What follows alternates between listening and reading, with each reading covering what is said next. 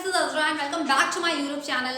Guys, आज मैं बात करने वाली हूँ वुड बी हैविंग टू से बनने वाले सारे सेंटेंसेस की। वुड बी हैविंग टू का यूज़ कहाँ होता है, किस सेंस में होता है, कैसे इसका स्ट्रक्चर क्या है, इसके क्या कॉन्सेप्ट है, कैसे बनाते हैं इसे।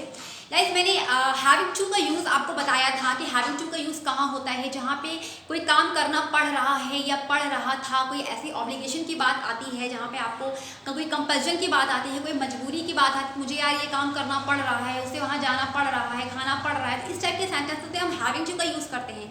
अगर बात आती है मुझे यह काम करना पड़ रहा होगा, उसे वहाँ जाना पड़ रहा होगा, तुम्हें खाना बनाना पड़ रहा होगा, मुझे अंग्रेजी सीखनी पड़ रही होगी, इस टाइप के जो सेंटेंसेस को हम बनाते हैं वो वुड बी हैविंग टू से बनाते हैं। आइए गाइस देखते हैं, मैंने कुछ एग्जांपल्स लिखे हुए हैं यहाँ पे।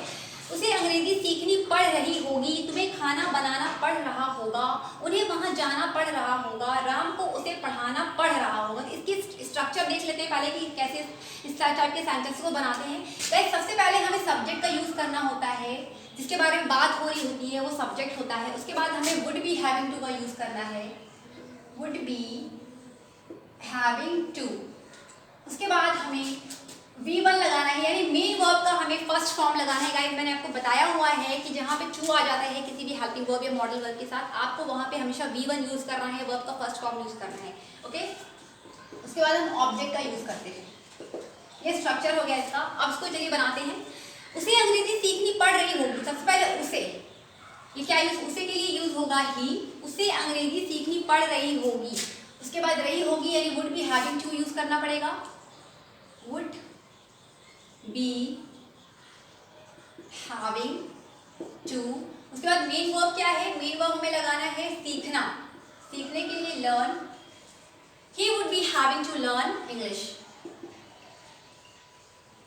ओके, नेक्स्ट पे आते हैं। तुम्हें खाना बनाना पड़ रहा होगा, तुम्हें के लिए यू यूज हुआ, सब्जेक्ट है ये, you would B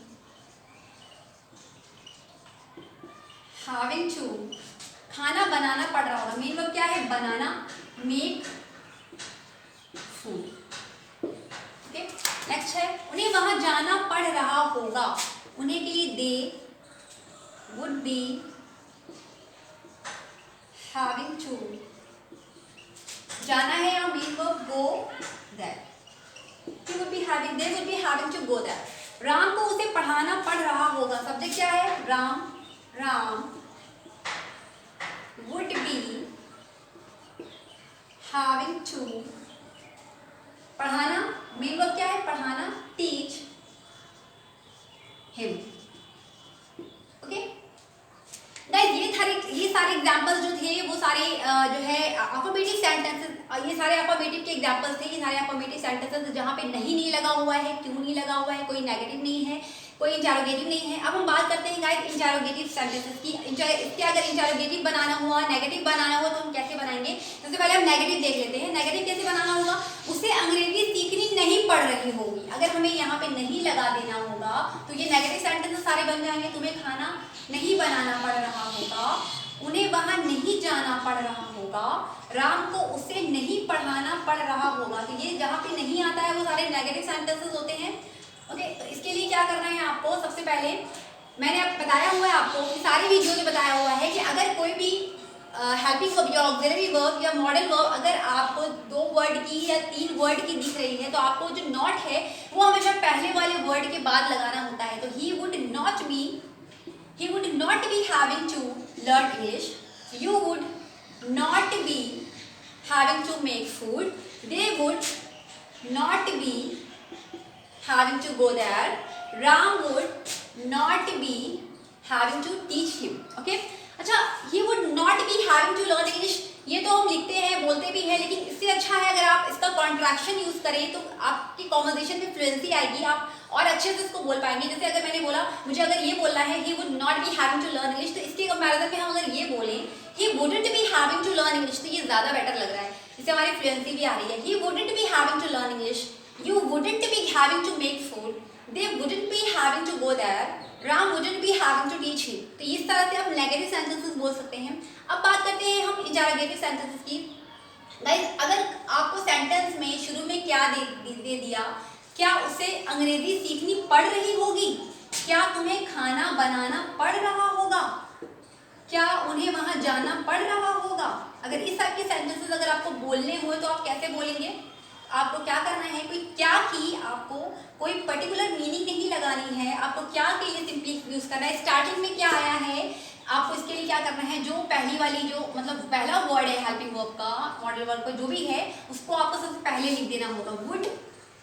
would he be having to learn English, okay. Would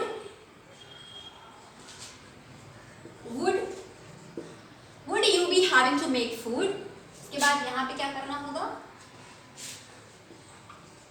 would they be having to go there. क्या राम को उसे पढ़ाना पड़ रहा होगा?